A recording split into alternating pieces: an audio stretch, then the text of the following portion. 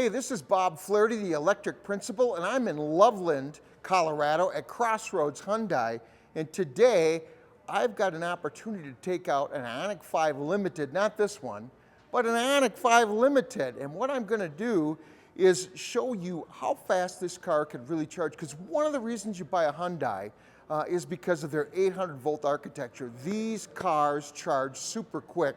They're right up there with Porsche Taycan and Audi GT, which are cars you're gonna spend way over $100,000 to own. And I know, because I drove an Audi GT for about a year.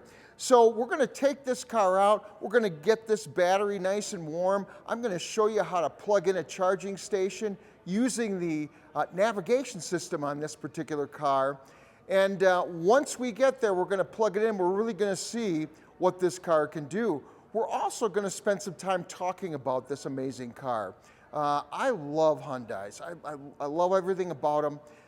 And so what I wanna do is just give a basic review of this car, and mostly it's gonna be a love letter, I know that. But we're gonna talk about the good things about this car and why it's a car you should consider. So let's get started. So right now I'm going to demonstrate a little bit about how do you get to a charging station, how do you plot that in. The nav system is really good in the IONIQ 5. All I really have to do is start by pushing the nav button, okay? And I'm just going to make sure we have the right categories selected. I'm going to click on points of interest, then EV charging stations. A menu or two I have to go through. And you can filter this. You can tell it to do anything you want, what stations you're looking for, you know, who you have apps for, whatever. Right now I've got ChargePoint in here and Electrify America because I'm looking for a big charger. I want to see how fast this car charges. So that looks good. I'm going to click on that and I'm going to select the target station. It says it's 20 miles away, and we're going to set it as a destination. And we're not going to use BlueLink services, but now it's going to calculate. It's telling me that I am 21.4 miles away. That's the route that we're going to go, but I'm actually going to add a few miles so that we don't have quite as much fuel in the car. So along the way, we'll do a little chat. We'll talk a little bit about the IONIQ 5 from Hyundai, and I hope you learned something. I'm in a Hyundai IONIQ 5. I've driven this car for the last 2 days. It's a really nice car, folks. You know, when you start with the outside, I've always loved the design of this car. I've always thought it is one of the most stylish EVs you can buy that's basically a hatchback. It's more car than SUV, and that's okay with me. I think we need more cars anyway and fewer SUVs, although they are coming in great numbers. But I enjoy a little smaller car.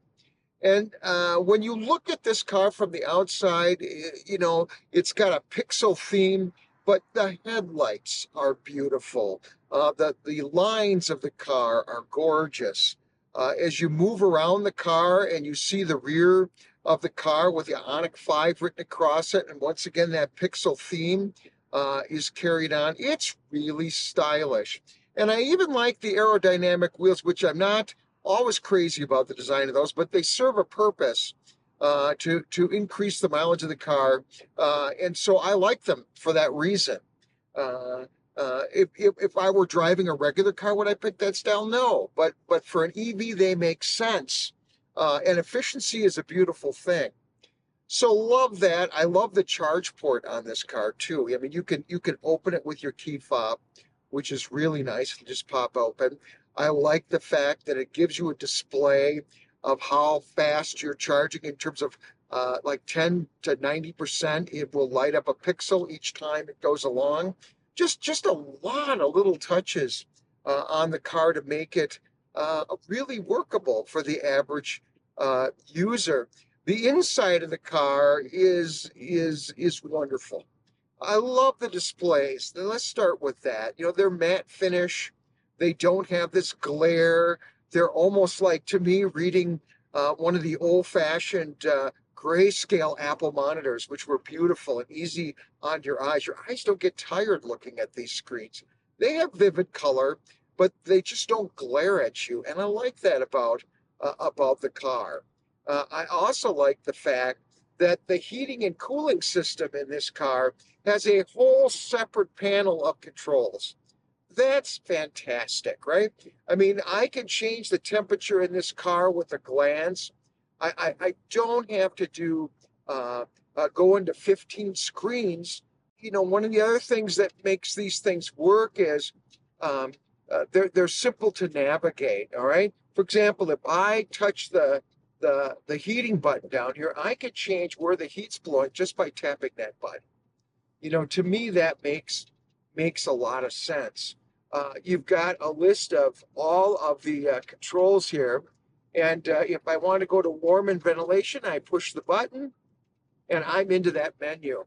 I've got heated seats, I've got cooling seats, uh, you know, I've got a heated steering wheel. And it's nice in a car this class to have all of that. I feel like I'm in an Audi. It's that good when it comes to how the heating and cooling system works. I also like the display on this car that I can set a really good driver info right up in front of me. Right now, I'm reading the trip, how many kilowatts I've used. There's a timer on it. Um, it's a nice, clear, readable dash that doesn't have tiny fonts. And I can't say it enough times. I've driven a number of cars now with multiple screens. And I like multiple screens. I don't want one big screen that's located over here that I have to look over to see. I want multiple screens.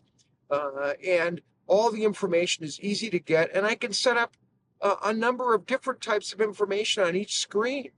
So that works for me. You know, as far as what a car should have. Uh, the other thing I'm going to tell you is I really like the interior of this car. I think sometimes on the internet somebody will say something, and then every other YouTuber will repeat it endlessly without critical thought. I like the interior of this car, and some people have said, "Well, it's a little plastic." I don't understand that. It's all soft touch material. You know, when I put my hand up on the door frame, it's all soft touch material. By the buttons for the windows, all soft touch material. Um, you've got a padded little platform here out in front of the main screen on the right hand side. This car looks great. All of the different textures, you know, you touch the wheel, you've got this pixel texture running through the whole car. And so, you know, I've been in Teslas, I've been in all kinds of cars. I'm telling you, I like the interior of this car just fine. And no Tesla comes even close to this. This is much nicer than a Tesla. And the seats are more comfortable as well. Love the heated seats. And in general, the quality of this car's interior is very, very good. And I think if you sit in here and take a look at it, you'll agree.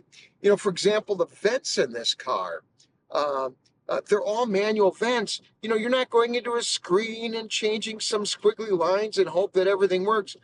This is good old school stuff because it's easy to control. I see where it is. I move it with my hand. I can be very precise with it. That really works out well. The back seat is bigger than certainly bigger than Roberta, my partner's Ford Mach-E. So more space back there. And that's great. And the glass roof in this car is humongous. And it's kind of cool. It parts like the Red Sea, you know, from the middle. And one curtain pulls forward, the other one pulls back. But it is really big. And this is a high-end car. I mean, this is as high a class car as you could buy in the IONIQ 5 line. And you get a lot of nice things for that, including that roof. The other thing I got to mention about the seats is, you know, it basically reclines. This top of the line car has seats that go all the way back. The recliner front comes up, picks up your feet. You know, I took a nap in this car yesterday for about 10 minutes, and it's really comfortable, really good road tripping car. But speaking of road tripping, that's where this car is a star, right? Unlike most cars that have 400-volt architecture, this has twice the speed, 800-volt architecture. And the key to road tripping is two factors. One is range, the obvious, right? This is a 260-mile range. But the other one is how fast does the car charge? Well, with this 800 architecture, it charges very quickly, far faster than almost all of its competition. It has the same 800 volt architecture that a Porsche Taycan has, or another car I've owned, the Audi e-tron GT. It's really quick. And so when you pull into a charging station and you're low and the car's running hot, this thing is going to charge from about 10% to 80%, like in 18 minutes, which is very, very quick. So it's definitely a road warrior's car. Hey, the other thing I want to talk about is the switch over to the NAC standard, the North American Charging Standard that we've got going. And that's really Tesla's charger. Hyundai's announced they're going to adopt it. That's a good thing.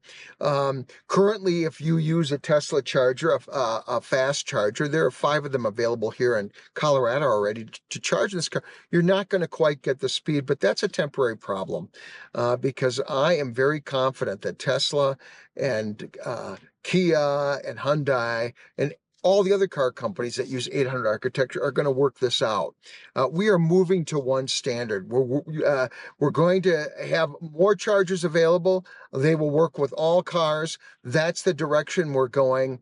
And I personally am not worried about putting in an adapter and using that with a current technology if I don't have a NAC port native to the car.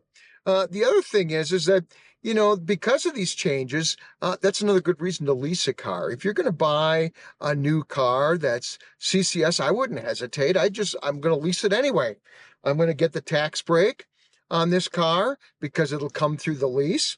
And life is good. In 2 years, we'll see where we're at, and I'll make another decision and buy the latest, greatest car, if that's my concern. But it's not my concern. 90% of the time I charge at home, so I don't really care what the charging standard is. I plug the car in, it charges. Working full time, I don't have time to road trip anywhere near as much as I'd like to. It's just a non-issue for me. Now, for you, that may be a different story, but think it through and think about how you use your car. And I think, most people I've had conversations about this are not going to have a problem. And so let's not make up a problem that really doesn't exist yet for 98% of the population. All right. Right now, I am just checking out the semi-autonomous driving system. And just a couple of things to begin with. Number one is you gotta love the fact that this car has blind spot monitoring, not only in the mirror, but when I'm going to indicate a turn, you're going to see a little 3-inch rear view camera go on the side of the car to check that blind spot. I also, at the same time, have an outstanding heads-up display that shows you when cars are in your blind spot with a red and a caution sign. Very nice. I've got this locked in to do basically 77 miles per hour, but I got a truck ahead of me. So it's going to keep the distance, and I always set the distance as far as I can from the vehicle ahead. Now, the nice thing about this is this also has the ability to change lanes for me, which I'm going to execute right now. I'm going to do a left turn. The heads-up display is showing that. The wheel is taking me to the left. I'm not steering it. And then it's straightening out, and it keeps the car ahead of me in line of sight. On the heads-up display, and then I have to manually turn off the blinker. But let's go to the right here, checking the blind spots again. Turns on all of the systems in terms of the right camera, facing camera, and it just is flawless. And this does have a very nice semi-autonomous driving system on the freeway.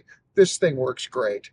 Not quite as accurate at real low speeds, but really this is what it's for. It's designed for you to be on the highway, to move along, and if you're distracted, to keep you safe. So kudos to Hyundai for developing this system. And by the way, simply the best uh, heads-up display I've seen on a car. Particularly the map features are great. So you got to see those to believe them. So now let's talk a little bit about the ride of this car. You know, on the highway, this car is very quiet and has a great ride. And you know what? It's right up there with any other EV in its class in terms of the best of the best. You know, and it has surprising performance. You know, it's got uh, a good deal of horsepower, 20 more than the VW has. It has tons of torque. So the car is very quick, not Tesla quick, but quick enough. And you know that's the main competition for this car is a Model 3 or a Model Y, although it's significantly smaller than Model Y because it is a car. Um, but I'm very happy with the performance of this car.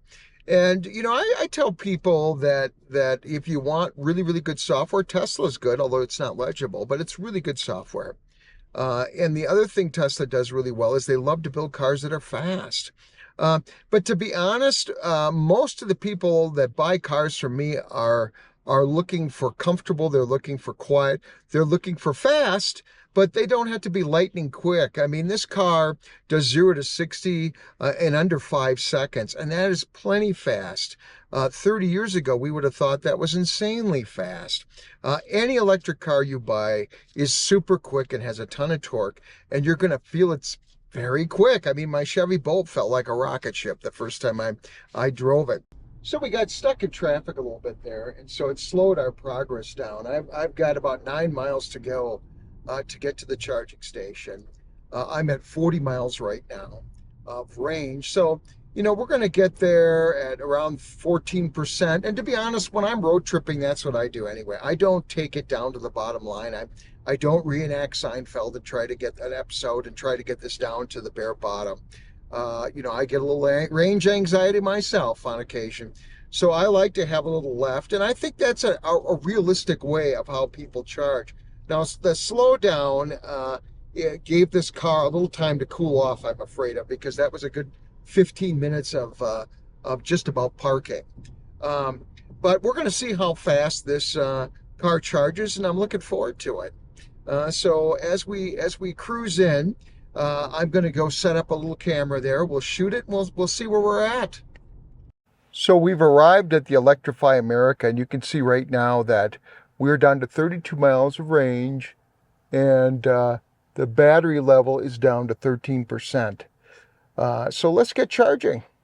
So I have plugged in the Hyundai here. We are rolling. It took a little while. Charger number 2 wasn't working at first, but now it is.